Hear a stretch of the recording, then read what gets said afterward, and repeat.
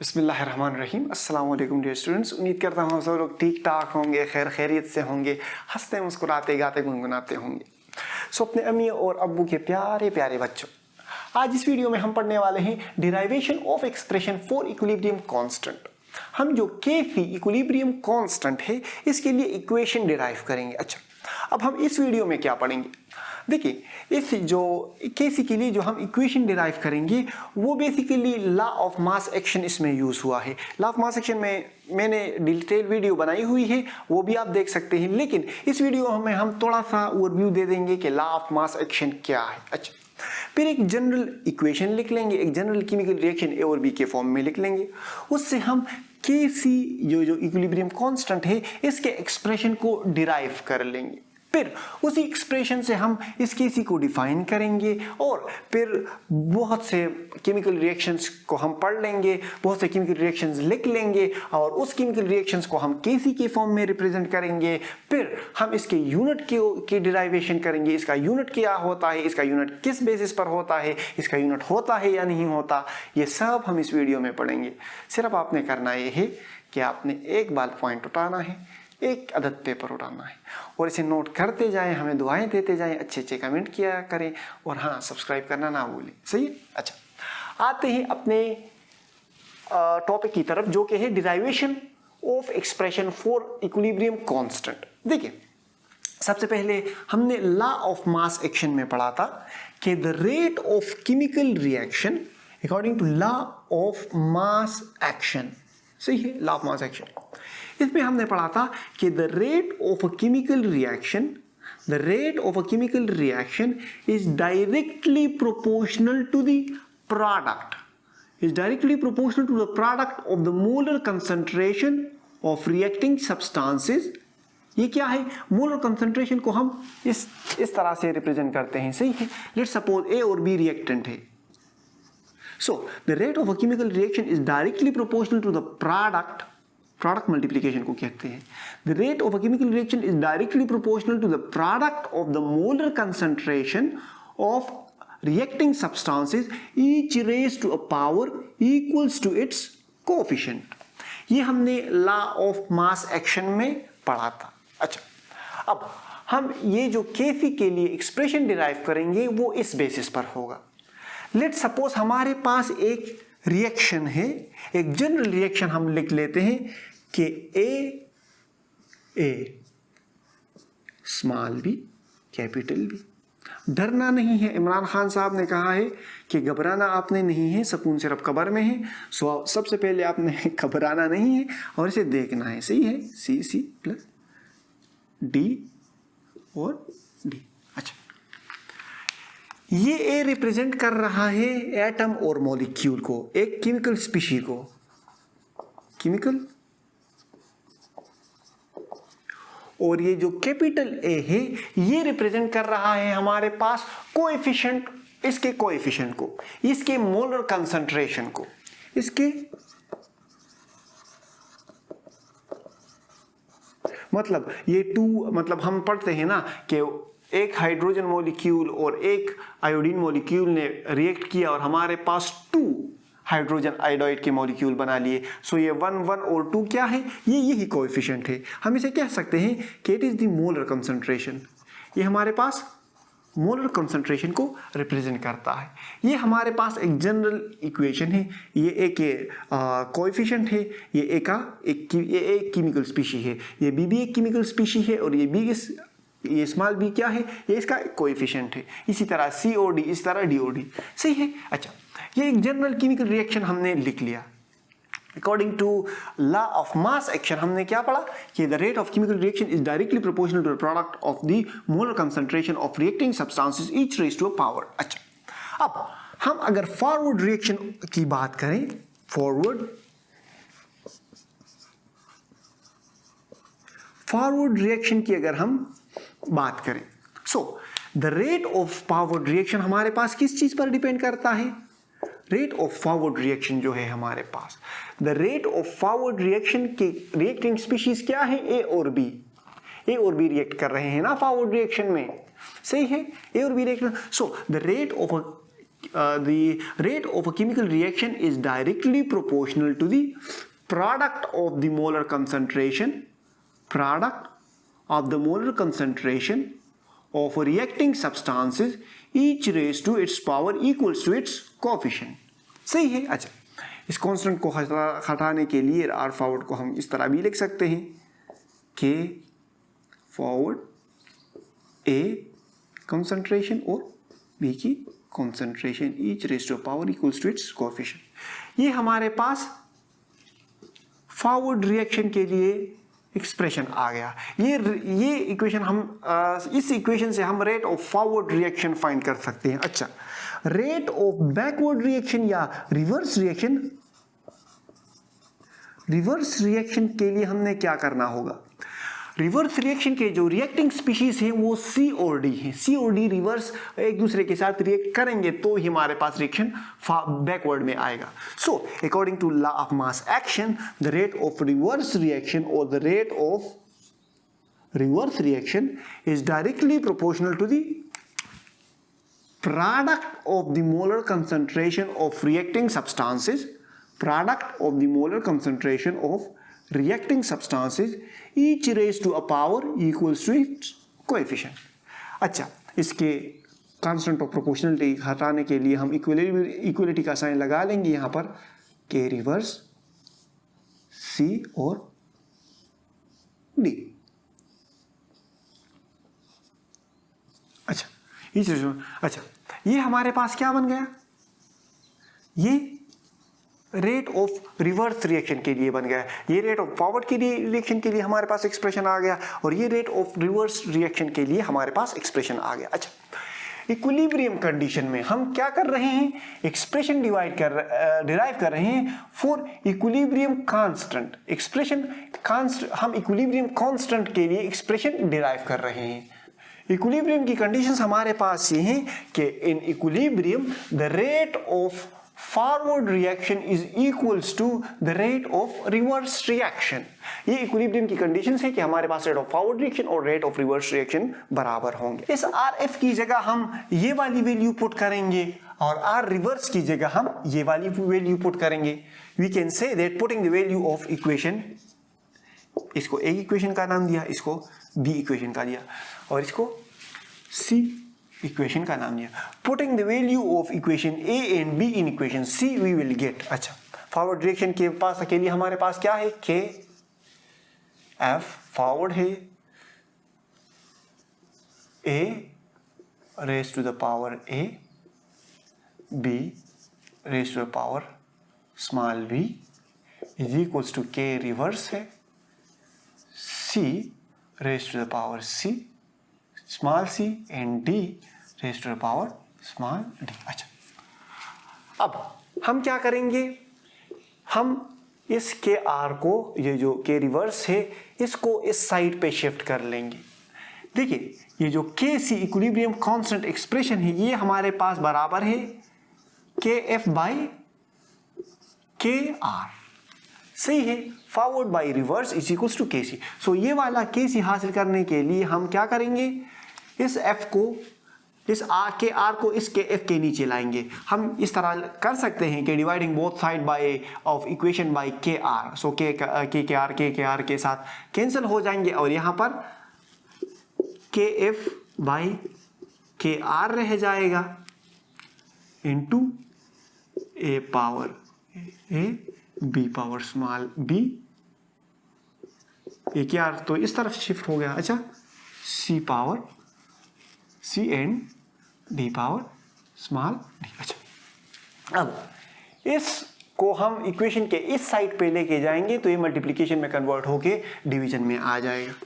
के F by K R is equals to C power C into D power small D A power small A and B power small B. अच्छा, अब के F by K are हमारे पास क्या है? ये के सी के बराबर है. It is equals to K C. सो हम कह सकते हैं कि K C is equals to C D power small d a power small a and b power small b। अच्छा, ये हमने क्या कर लिया, केसी के लिए एक्सप्रेशन डिराइव कर लिया। We have successfully derived expression for equilibrium constant. KC के लिए हमने एक्सप्रेशन डिराइव कर लिया। अब इस इक्वेशन को देख के ही हम इसको डिफाइन करेंगे, इसकी डिफिनीशन करेंगे।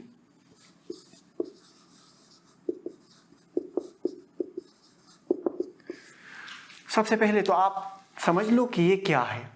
ये प्रोडक्ट वाली कंसंट्रेशन है और ये ए और बी रिएक्टेंट वाली कंसंट्रेशन है। ये ए और बी रिएक्टेंट वाली कंसंट्रेशन है और सी और डी प्रोडक्ट वाली कंसंट्रेशन है।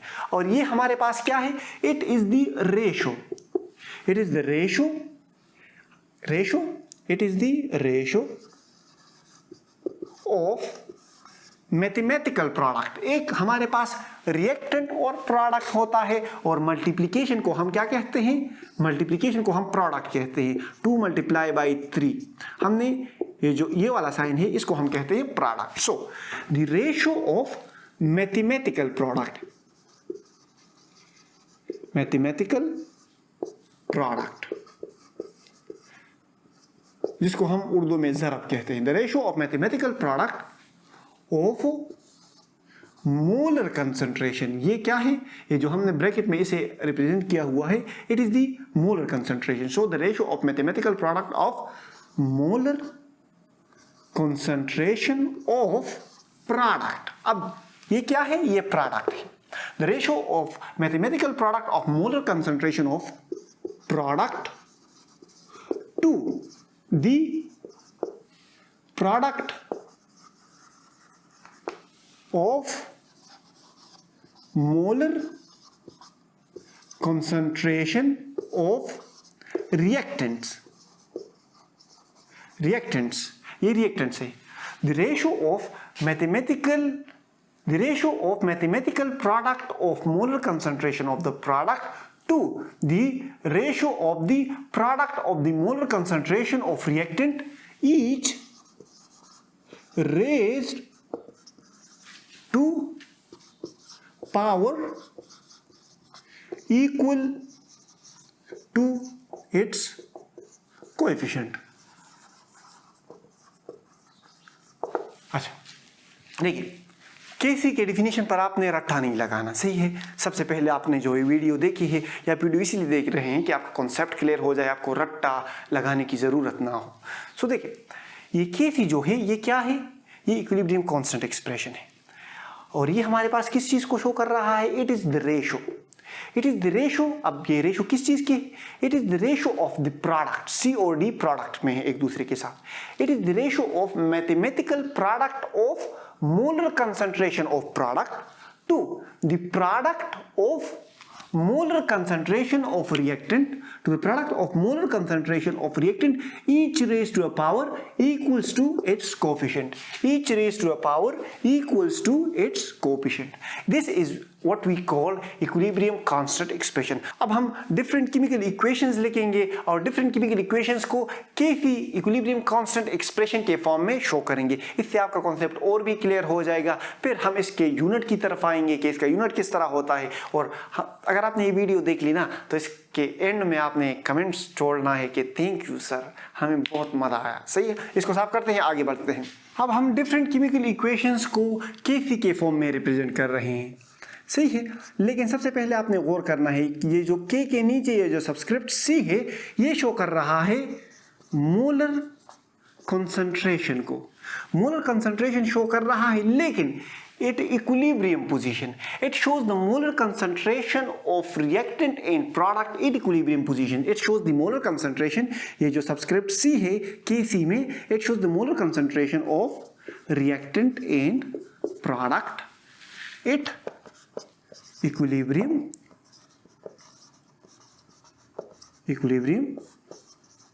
position।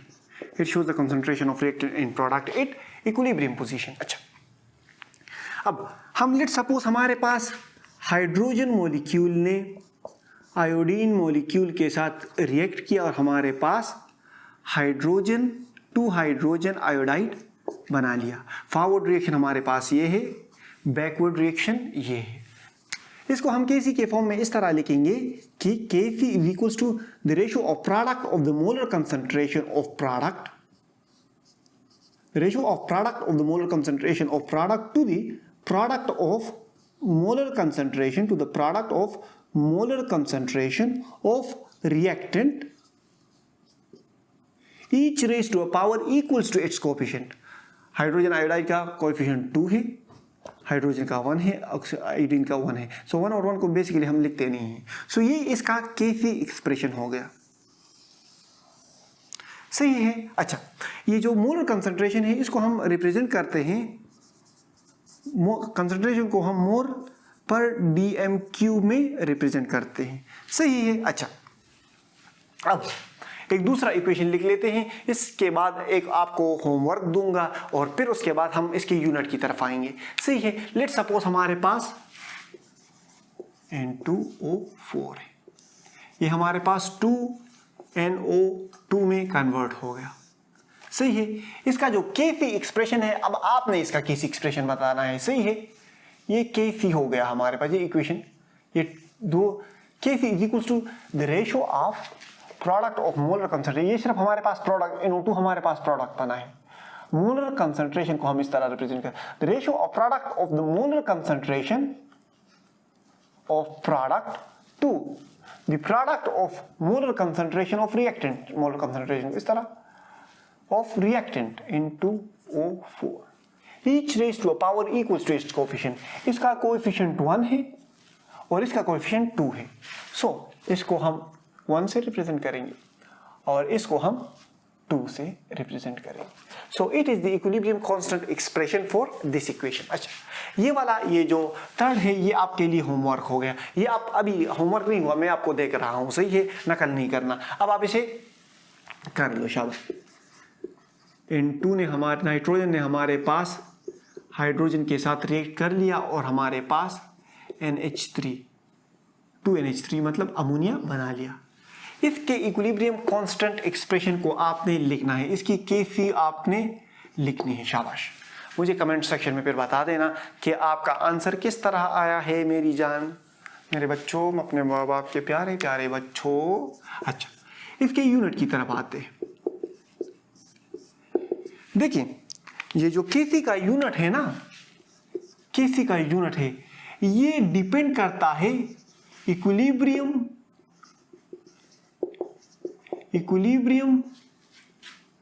इक्वेशन पर। ये जो केसी की वैल्यू है ये बेसिकली डिपेंड करती है इक्विलिब्रियम इक्वेशन या इक्विलिब्रियम एक्सप्रेशन पर, सही है। ये यहां पर इस रिएक्शन में ये इसकी वैल्यू डिपेंड करती है। It basically depends on the equation, chemical equation पर केसी की वैल्यू डिपेंड करती है। इसकी वैल्यू नहीं भी हो सकती और इसकी वैल्यू हो भी सकती है। केसी हमारे पास यूनिटलेस भी हो सकता है और हमारे पास इसका यूनिट भी हो सकता है, सही है। अगर हमारे पास moles of reactant is equals to the moles of product, अगर मोल्स ऑफ रिएक्टेंट हमारे पास मोल्स ऑफ प्रोडक्ट के बराबर होंगे तो हमारे पास इसका यूनिट, केसी का यूनिट नहीं होगा। लेट सपोज हमारे पास 1 हाइड्रोजन मोल और 1 आयोडीन मोल एक दूसरे के साथ रिएक्ट करके 2 हाइड्रोजन आयोडाइड के मोल्स बना रहे हैं, तो रिएक्टेंट में भी हमारे पास 2 मोल्स हैं, एक हाइड्रोजन का और एक आयोडीन का, और प्रोडक्ट में भी हमारे पास 2 मोल्स हैं। इस तरह के केस में हमारे पास केसी का यूनिट नहीं होगा। अभी आपको प्रूफ करके देता हूं। केसी, लेट सपोज इसके कॉन्सेंट्रेशन को हम किस चीज में रिप्रेजेंट करते हैं, मोल पर डीएम क्यूब में। इस पर क्या है, स्क्वायर है ना, और आयोडीन हाइड्रोजन के कॉन्सेंट्रेशन को मोल पर डीएम क्यूब में हमने रिप्रेजेंट किया। इसी तरह हमने आयोडीन के कॉन्सेंट्रेशन को मोल पर डीएम क्यूब में रिप्रेजेंट किया। अब बेस सेम और पावर 8 वाला फार्मूला आप यूज़ करते हैं। 9th में हमने मेरे ख्याल में पढ़ा था मोल पर डीएम क्यूब होल स्क्वायर। अच्छा, ये भी मोल पर डीएम क्यूब है तो ये बेस सेम है, इनके पावर हम 8 कर लेंगे। मोल पर डीएम क्यूब ये भी हमारे पास स्क्वायर में आ जाएगा। 1 + 1 इज इक्वल टू, तो मोल पर डीएम क्यूब स्क्वायर मोल पर डीएम क्यूब एक स्क्वायर एक दूसरे के साथ कैंसिल हो जाएंगे and we have got no unit. So जब मोल ऑफ रिएक्टेंट और मोल ऑफ प्रोडक्ट एक दूसरे के बराबर होंगे तब हमारे पास इसका कोई यूनिट नहीं होगा। अब अगर हमारे पास mole of reactant mole of product से मोल ऑफ प्रोडक्ट हमारे पास मोल ऑफ रिएक्टेंट से ज्यादा हो तो हमारे पास इसका यूनिट क्या होगा। ये वाले एग्जांपल ले लेते हैं। मोल ऑफ प्रोडक्ट जो हमारे पास है वो मोल ऑफ रिएक्टेंट से ज्यादा है। केफी क्या है हमारे पास, NO2 होल स्क्वायर है ना, मोल पर डीएम क्यूब होल स्क्वायर है, और इन 2O4 क्या है, वो सिर्फ इसके पावर, इसका कोफिशिएंट 1 है, इसका पावर 1 है। सो मोल पर डीएम क्यूब इसका पावर 1 है, सही है। अच्छा, अब मोल डीएम क्यूब स्क्वायर को हम इस तरह लिख सकते हैं, मोल पर डीएम क्यूब इंटू मोल पर डीएम क्यूब, बिल्कुल इसे इस तरह लिख सकते हैं, मोल पर डीएम क्यूब। ये अच्छा, ये मोल पर डीएम क्यूब इस मोल पर डीएम क्यूब के साथ कैंसिल हो जाएंगे और सिर्फ ये मोल पर डीएम क्यूब रह जाएगा। तो इसका यूनिट क्या हुआ, मोल पर डीएम क्यूब, सही है। अच्छा, अब आते हैं, जब हमारे पास mole of reactant mole of product से ज्यादा हो तो हमारे पास इसका यूनिट क्या होगा। लेट सपोज, आई देख लो, ये वाला इक्वेशन करते हैं। हाँ, अब अगर आपने वो क्वेश्चन किया है वो देख लो, इसका जो केसी फॉर्म है वो ये होगा, NH3 के ऊपर 2 आएगा, सही है, और N2 के ऊपर 1 और हाइड्रोजन के ऊपर 3 आएगा। अच्छा, इसके यूनिट को हम मोल पर डीएम क्यूब में रिप्रेजेंट करते हैं। इसका पावर 2 है तो इसके ऊपर यहाँ पे 2 लिखेंगे। इसके यूनिट को भी हम मोल पर डीएम क्यूब में रिप्रेजेंट करते हैं, सही है, और इसके यूनिट को हम मोल पर डीएम क्यूब, इसका पावर क्या है, 3 है, इस तरह करेंगे। सो ये 2 मोल पर डीएम क्यूब, इस यहाँ से 2 मोल पर डीएम क्यूब को हटा लेंगे, यहाँ से हमारे पास एक एक्सप्रेशन आ जाएगा 1 ओवर मोल पर डीएम क्यूब स्क्वायर, ये इसका यूनिट आ जाएगा। ये इसका यूनिट ये भी हो सकता है, और इसे हम इस तरह भी लिख सकते हैं, मोल डीएम क्यूब का जब हम स्क्वायर लेंगे तो इसको हम क्या करेंगे, इसके साथ ये मोल आ जाएगा, मोल पर स्क्वायर आ जाएगा, डीएम क्यूब पर -6 आ जाएगा, ये 1 ऊपर, उसको जब ऊपर जाएंगे तो इसका यूनिट कुछ यूं हो जाएगा, मोल पावर -2 डीएम क्यूब की जगह यहाँ पे 6 आ जाएगा। ये इसका यूनिट हो गया। अब आपने ये जो इक्विलिब्रियम कांस्टेंट के यूनिट में जो अहम बातें आपने याद रखनी है, अगर आपको ये इक्वेशन याद भी ना हो तो आपने सिर्फ अहम जो बातें हैं वो याद करनी है। अहम बातें क्या हैं, वो ये है कि केफी का यूनिट हो भी सकता है और नहीं भी हो सकता। केफी का यूनिट उस कंडीशन में नहीं होगा जब हमारे पास मोल ऑफ रिएक्टेंट और मोल ऑफ प्रोडक्ट एक दूसरे के बराबर होंगे। जब मोल ऑफ रिएक्टेंट के coefficient and mole of product के कोफिशिएंट एक दूसरे के बराबर होंगे तब हमारे पास इसका यूनिट नहीं होगा। और अगर या रिएक्टेंट के मोल ज्यादा हो प्रोडक्ट से या प्रोडक्ट के मोल ज्यादा हो रिएक्टेंट से तब हमारे पास केफी का यूनिट होगा। हमने इस वीडियो में लॉ ऑफ मास एक्शन के बारे में थोड़ा रिव्यू दिया, फिर हमने एक जनरल इक्वेशन लिखा, उससे हमने केसी डिराइव की, आपको चीजें याद हो रही हैं ना, आप काबिल बंदे हो। फिर हमने उसी इक्वेशन से केसी की डिफिनीशन की, फिर हमने इसके रिप्रेजेंटेशन किए कि एक केमिकल इक्वेशन को, एक केमिकल रिएक्शन को हम केसी के फॉर्म में किस तरह रखेंगे। फिर हमने केफी के यूनिट के बारे में पढ़ा। हमने इतनी सारी चीजें पढ़ी, बस सिर्फ आपने एक और चीज पढ़नी है, वो ये है ना कि रेड वाला बटन दिखता है, उस पर लिखा हुआ होता है सब्सक्राइब। वो आप दबा दोगे, फिर आपको एक बिल वाली घंटी बजेगी, बिल वाली, सही है, फिर आपने वो दबाना है। अब आप ये दोनों काम कर लो ना, ऐसा लोग कहते हैं, मैं नहीं कहता कि आप फिर केमिस्ट्री में काबिल हो जाओगे, फिर आप हमारी रेगुलर वीडियोस देखते रहेंगे और फिर आपको हमसे और हमको आपसे प्यार हो जाएगा। तो प्लीज़ मेहरबानी करके सब्सक्राइब कर दें। अच्छा, मतलब मेहरबानी कर लें। हाँ, और बाकी हंसते रहें, मुस्कुराते रहें, दिलों का ख्याल रखें, खुशियाँ बांटें। अल्लाह हाफ़िज़।